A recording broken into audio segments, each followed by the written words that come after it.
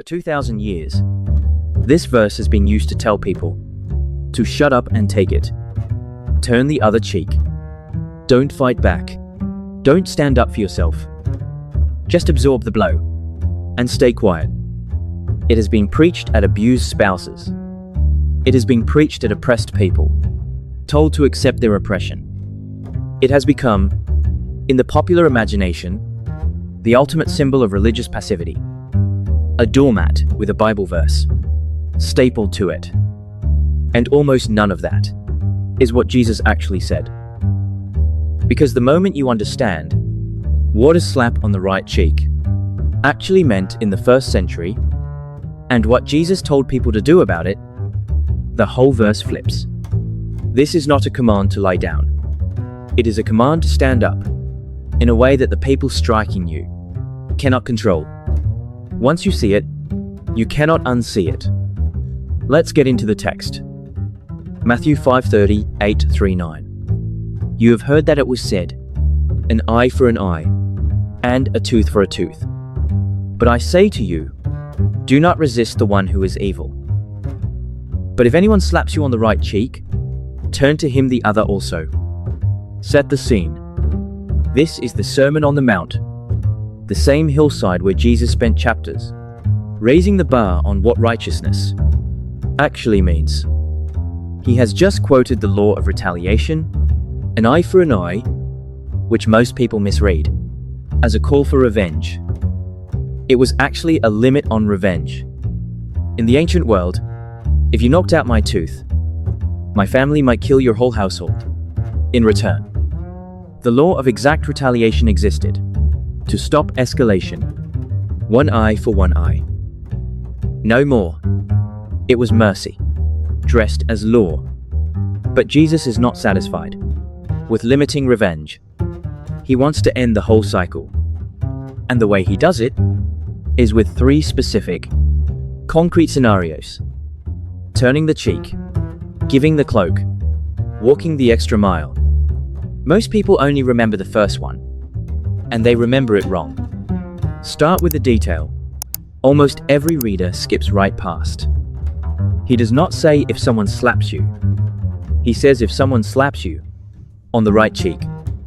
Why does the side matter? Think about it physically for a second. Most people are right-handed. If I'm standing in front of you, facing you, and I want to strike your right cheek, with my right hand, I cannot throw a punch. A punch naturally lands on the left cheek. To hit the right cheek with the right hand, I have to backhand you. That detail is not incidental. It is the whole point. In the honor culture of the first century Mediterranean world, a backhand strike was not primarily about pain. It was a specific, legally recognized insult. Rabbinic sources from this era actually assigned different financial penalties for different kinds of strikes.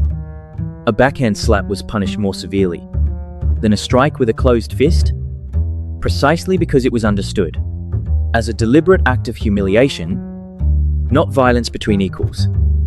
A backhand was what a master gave a slave, what a husband gave a wife, under the norms of the day, what a Roman gave a Jew. It was a blow that said, you are beneath me, and I am putting you back in your place. So when Jesus describes a slap to the right cheek, his listeners were not picturing a random act of violence. They were picturing a specific social transaction, a superior asserting dominance over an inferior.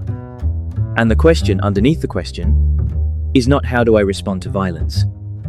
It is, how do I respond when someone tries to humiliate me and put me in my place? Now watch what Jesus tells the person to do. Turn the other cheek. Turn the left cheek toward him.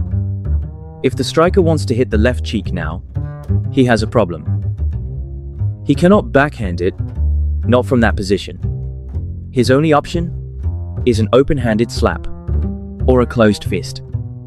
And both of those, under the social code of the day, are strikes appropriate between equals. A master does not slap an equal. A Roman citizen does not backhand.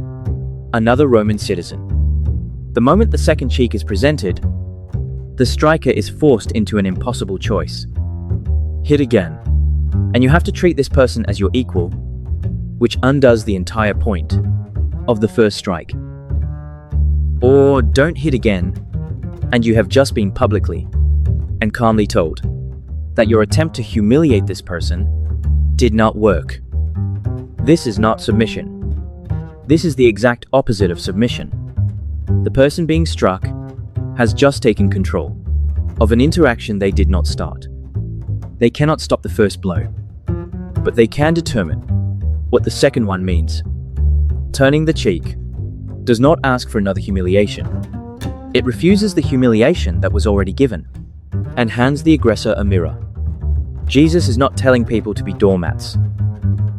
He is teaching them a way to reclaim dignity inside a system stacked against them, without throwing a punch, and without becoming what struck them. Look at the second example, because it makes the pattern even clearer. Matthew 5:40. And if anyone would sue you and take your tunic, let him have your cloak as well. This is a courtroom scene, not a street fight. In the ancient Near East, a man's outer cloak was often the only real collateral a poor person had. It was law, going all the way back to Exodus and Deuteronomy, that if a creditor took your cloak as a pledge, he had to give it back to you every night, because you needed it to sleep in. It was your blanket. The law recognized that even in debt, a person retained a floor of basic dignity. You could be sued for your tunic, your inner garment, in a legal dispute over debt. Jesus says, give him your cloak too. Give him everything.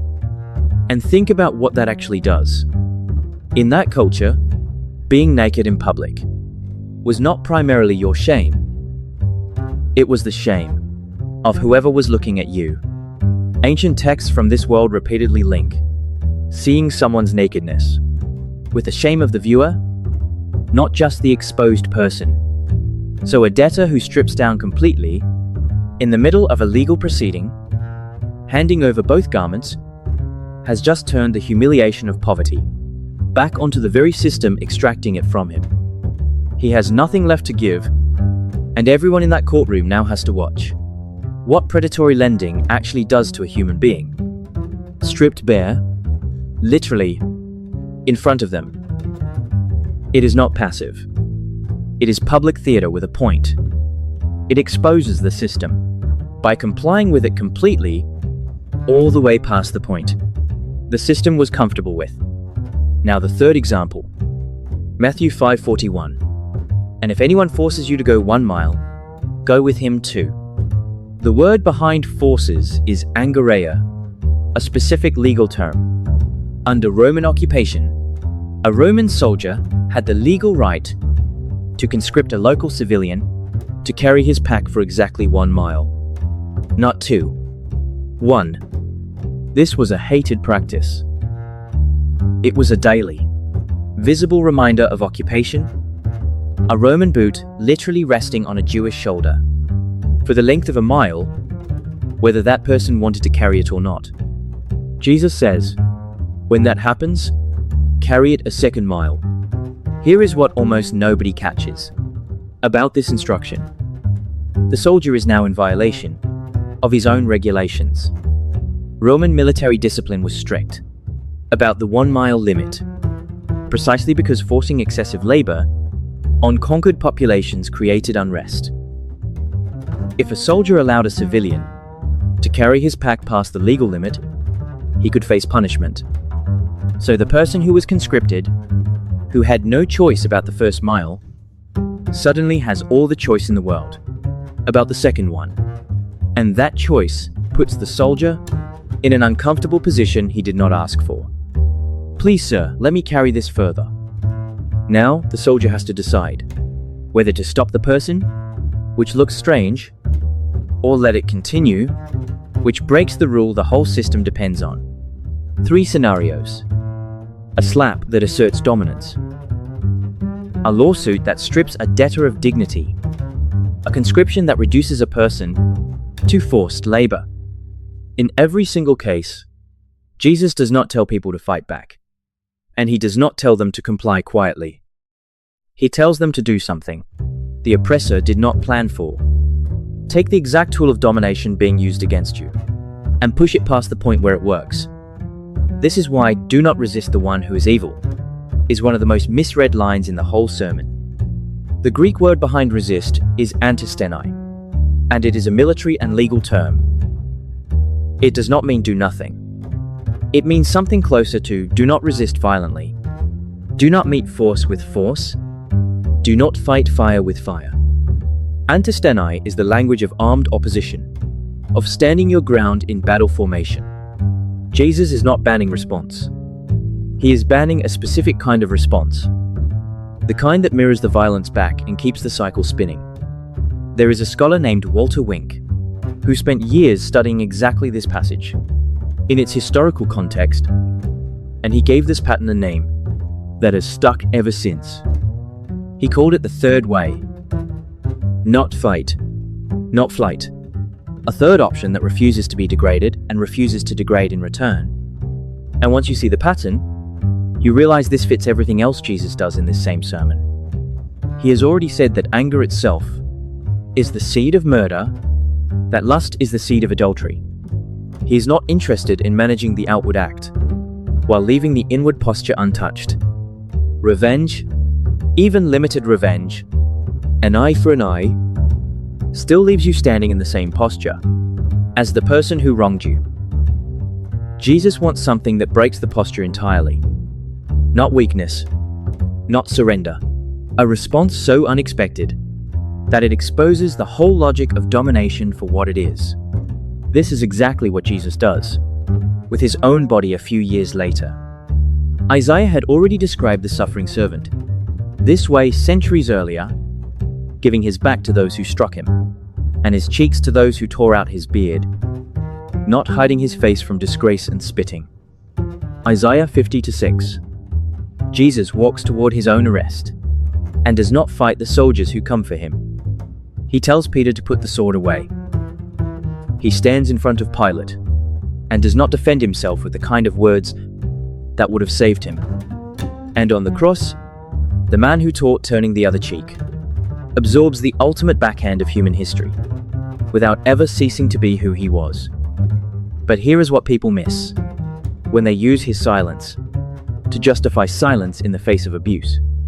Jesus was never powerless in these moments. He chose the response.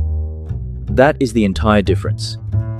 A person forced into silence by fear is not practicing what this passage teaches. A person who has real options and chooses a response that refuses to escalate, while refusing to be erased, that is turning the other cheek. The passage was never a tool to keep victims compliant. It was a strategy for people with no formal power to reclaim their dignity without becoming the very thing that stole it from them. So what do you do with a passage like this in your own life? Start by throwing out the version where turning the other cheek means staying silent while someone genuinely harms you or someone you love. That is not what the text is describing, and using it that way has done real damage to real people. This passage is not a command to enable abuse. It is a strategy for facing humiliation, not danger, and it always assumes the person still has moral agency, not that they have surrendered it. Then notice what the text actually asks of you day to day. Because most of us are not fielding Roman soldiers or courtroom debt collectors. We are dealing with a co-worker who talks down to us, a family member who tries to put us in our place, an online insult designed to make us feel small. And the instinct in all of those moments is the same instinct Jesus is addressing. Either shrink and absorb it, or escalate and match it. Turning the other cheek is the third option most of us have never been taught. Respond in a way that refuses the shrinking and refuses the escalation. Sometimes that looks like calm, direct honesty instead of silence. Sometimes it looks like doing more than what was demanded of you, on your own terms, until the demand itself looks absurd. Sometimes it just looks like refusing to let someone else's contempt decide who you are. That is not weakness. Weakness is being controlled by what was done to you, whether you comply with it or lash back against it. What Jesus is describing is freedom. The freedom to respond from your own center instead of reacting from someone else's provocation. The cross is not the story of a passive man who let things happen to him. It is the story of a man so free that not even his executioners could tell him who he was.